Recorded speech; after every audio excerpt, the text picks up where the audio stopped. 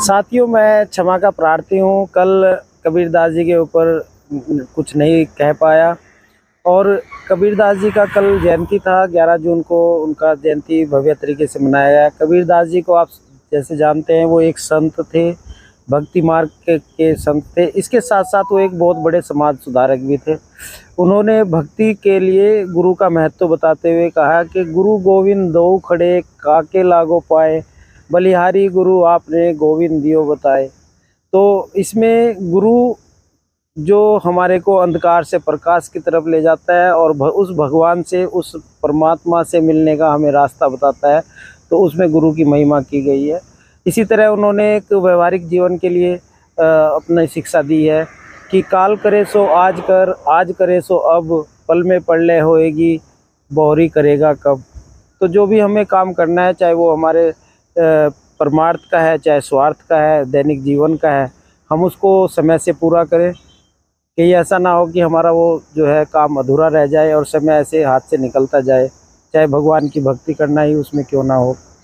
और इसी तरह उन्होंने, जो हम निंदा चुगली में फंसे रहते हैं, उसके ऊपर कबीरदास जी ने कहा है कि बुरा देखन जो मैं चला, बुरा ना मिलिया कोई, जो देखा मन आपनो, मुझसे बुरा ना कोई।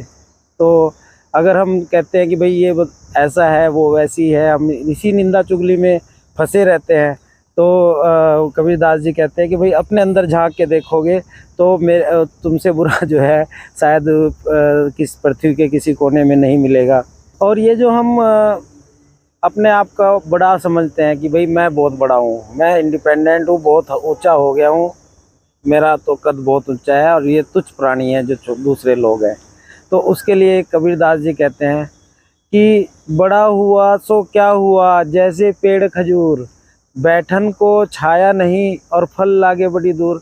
कि भाई तुम अगर बड़े हुए हो और तुम्हारे साथ में कुछ लोग जुड़ के काम नहीं कर रहे हैं, तो ऐसा बड़ा होने से क्या फ़ायदा। उससे अच्छा तो वो छोटे लोग हैं जो सब मिलजुल कर एक दूसरे को सहयोग करके ज़िंदगी को आगे बढ़ाते हैं। और ये जो लालसा और कलेक्शन करना कि और ज़्यादा हमारे पास हो, तो उसके लिए कबीरदास जी कहते हैं कि भगवान इतना दीजिए जामे कुटुंब समाए, मैं भी भूखा ना रहूं, साधो भी भूखा ना जाए। कि भाई इतना दे दो कि मेरा परिवार का जीवन यापन चलता रहे। और अगर कोई मेरे पास आए, कोई मेहमान आए या कोई मेरे से कुछ रिक्वायरमेंट रखता है, मेरे से उम्मीद रखता है, तो मैं उसकी उस